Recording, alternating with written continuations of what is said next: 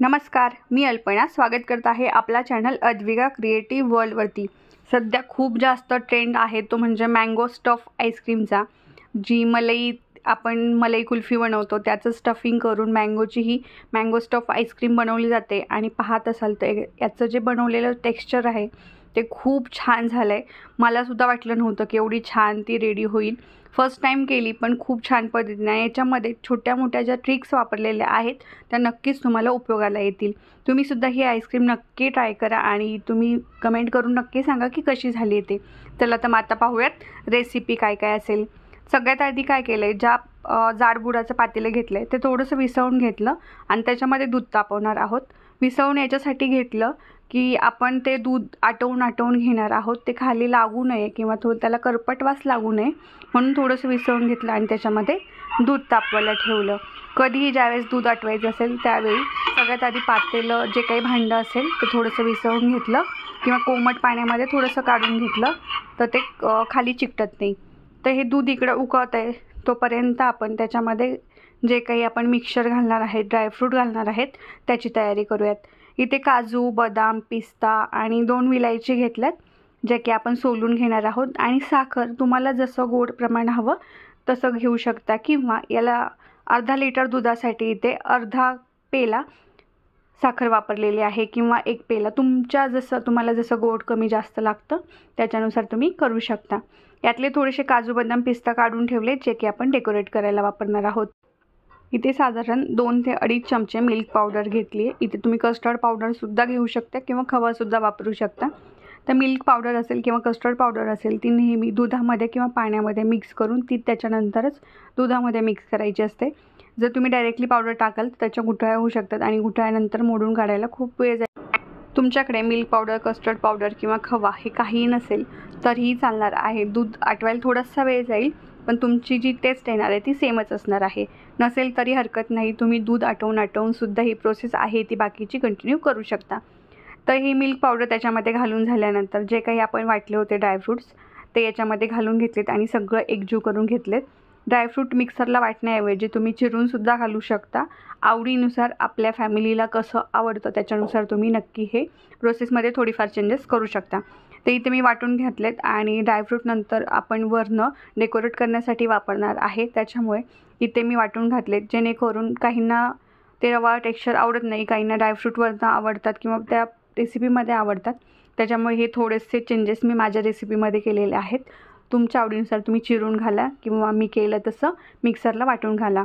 तर याच्यामध्ये 14-15 केशरच्या ज्या काड्या आहेत त्या घालून घेतल्यात जेणेकरून चव छान येईल आणि रंगसुद्धा थोडासा पिवळसर येईल। तर हे पाहत असाल तर जवळजवळ 60 ते 70% हे आटवून घेतलं आहे। अर्धा लिटर दुधाचं जवळजवळ इथे पाऊण ग्लास एवढं, म्हणजे अर्धा लिटर जे दूध येतं त्याचे 2 ग्लास दूध भरतं तर त्याचं जवळजवळ पाऊण ग्लासभर दूध होईल अशा पद्धतीने हे सगळं आटवून घेतलं आहे आणि पावडरमुळे हे पटकन आटलं आहे।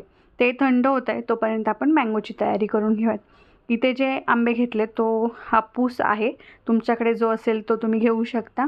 सगळ्यात आधी काय केलं आहे, सुरीनी जी टोकदार सुरी असते त्याने कुईच्या शेजारनं थोडंसे त्याला आतमध्ये होल पाडत गेली आहे, जेणेकरून काय होतं खूप जास्त रस त्याचा बाहेर येत नाही। हे तुम्हाला पाहायला जरी थोडंसं अवघड वाटत असेल तर तुम्ही 1-2 ट्रायमध्ये हे खूप छान पद्धतीने करू शकाल।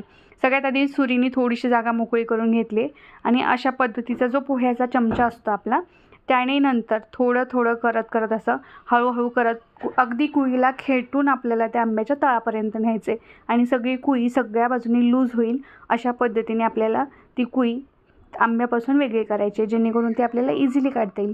तुम्ही बऱ्याच याच्यामध्ये पाहिलं असेल तर ते पक्कडनी काढून घेतात, पण खरं सांगू का तर पक्कडने काढणं खरंच खूप डिफिकल्ट आहे, कारण ते पक्कड निसटते आणि ती काय बाहेर येत नाही। तर हा चमचा आणि अशा पद्धतीने सुरीने तुम्ही नक्की ट्राय करा, तुम्हाला नक्की ही प्रोसेस थोडीशी सोपी जाईल।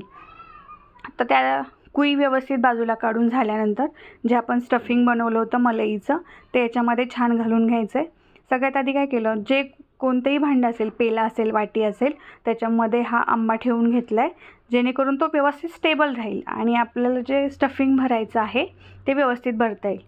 जे मलईचं स्टफिंग केलं होतं ते याच्यामध्ये कुल्फी, जे आपण कुल्फीसाठी बनवतो ना रेग्युलरली, तेच स्टफिंग इथं सेम बनवलेलं आहे।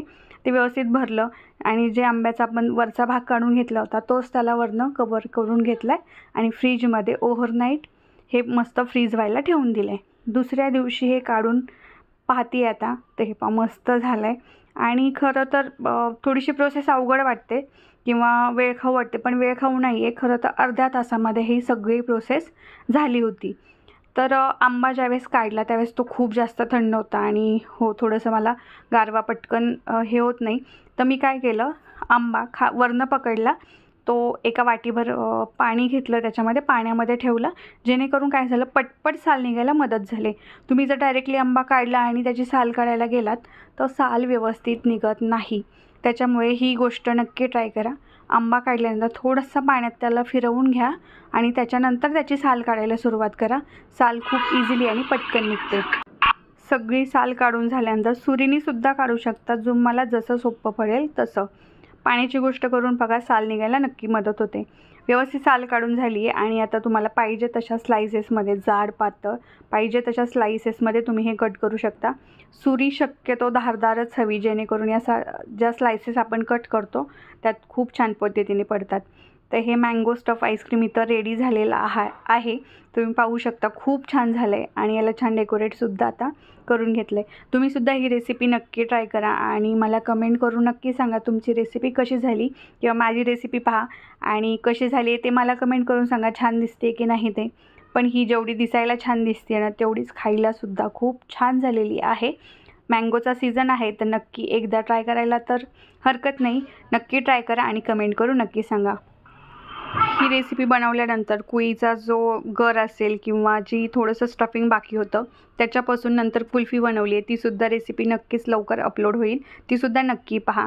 आणि ही रेसिपी कशी वाटली हे कमेंट करून सांगा. सोबत लाईक, शेअर, सबस्क्राईब नक्की करा आणि सोबत असणारं बेल आयकॉनसुद्धा नक्की दाबा, जेणेकरून येणाऱ्या नवीन व्हिडिओचे अपडेट तुमच्यापर्यंत पोहोचतील. पाहत असाल जे उरलेलं होतं त्याच्यातच थोडं ॲडिशन करून ही जी कुल्फी बनवली आहे ती एवढी छान झाली आहे. तुम्हीसुद्धा नक्की ट्राय करा. रेसिपी लवकरच अपलोड होईल.